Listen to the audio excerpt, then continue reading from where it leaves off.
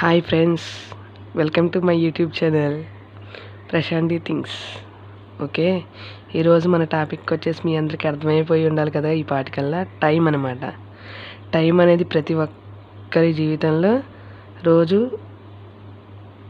ఉపయోగిస్తాం కదా.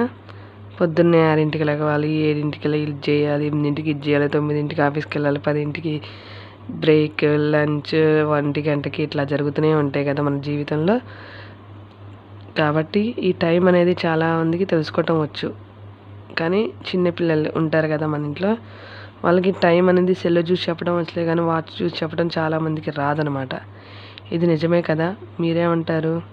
సరే, ఇప్పుడు ఈ వాచ్లో టైం వచ్చేసి 9 అయింది కదా. 9 స్కూల్కి వెళ్తారు పిల్లలు, అలాగే కాలేజ్కి వెళ్తారు, అలాగే ఆఫీస్కి వెళ్ళే వాళ్ళు ఆఫీస్కి వెళ్తారు కదా, అవునా కదా. సరే, ఈ ఈ 12 మీద ఉంది కదా, దాన్ని ఏమంటారంటే లాంగ్ హ్యాండ్ అంటారు. తెలుగులో వచ్చేసి పెద్ద ముళ్ళు అని అంటారు అన్నమాట. అలాగే చిన్న ముళ్ళు 9 మీద ఉంది కదా, దీన్ని ఏమంటారంటే షార్ట్ హ్యాండ్ అంటారు. ఏమంటారు? షార్ట్ హ్యాండ్ అనమాట.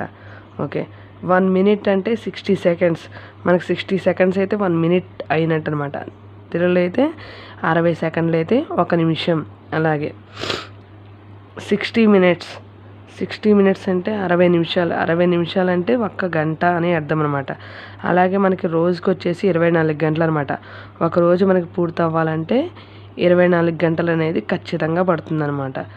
మరి ఈ టైం అనేది ఎంతమందికి చూడడం వచ్చు? మామూలు సెల్లులో కాకుండా వాల్ క్లాక్లో ఎంతమందికి టైం చూడడం వచ్చో కామెంట్ చేయండి, ఓకేనా.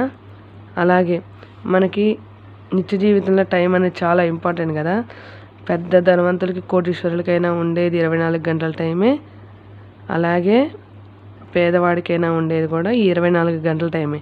24 గంటల టైంలోనే మనం ఏది సాధించాలన్నా, ఏ పని చేయాలన్నా 24 గంటల్లోనే మనం పూర్తి చేయాలన్నమాట ఆ పని. ఓకే ఫ్రెండ్స్, ఈ వీడియో మీకు నచ్చినట్లయితే like, share and subscribe our YouTube channel Prashanti things. అలాగే మీకు ఇంకోటి చెప్పదలుచుకున్నాను, నిన్న 10th ఎగ్జామ్స్ మొదలయ్యాయి కదా ఏపీలో కూడా. కాబట్టి 10th తెలుగు ఎగ్జామ్ అందరూ చాలా బాగా రాశారని నేను ఆశిస్తున్నాను. అలాగే రేపు హిందీ ఎగ్జామ్ కూడా ఉంది. మీకు ఈ పాటికల్లా అర్థమైపోయి ఉండాలి ఎగ్జామ్ హాల్లో పరిస్థితి ఎలా ఉందో. అలాగే మీ పేపర్ ఈజీగా వస్తుందా, హార్డ్గా వస్తుందా కూడా మీకు తెలుసు కదా. కాబట్టి కష్టపడి చదవండి, మంచిగా రాయండి. మీకు తెలిసిన క్వశ్చన్సే ముందు రాయండి. అలాగే ఎటువంటి తప్పు రాతలు కూడా రాయొద్దు. అంటే కొట్టేసి రాయమాకండి. కొట్టేసి రాయటం వల్ల ఏంటంటే చూసే ఇన్విజిలేటర్కైనా, అలాగే మీ పేపర్ దిద్దే వాళ్ళకైనా కూడా మీ రైటింగ్ అర్థం కాక మీరు కరెక్ట్ రాసినా కూడా వాళ్ళు మార్క్స్ తగ్గించి వేసే ప్రమాదం ఉంది. కాబట్టి వచ్చిన క్వశ్చన్స్ మాత్రమే ముందు రాయడానికి అందరూ ప్రయత్నించండి, ఓకేనా. Okay friends, bye. మళ్ళీ నెక్స్ట్ వీడియోలో కలుసుకుందాం.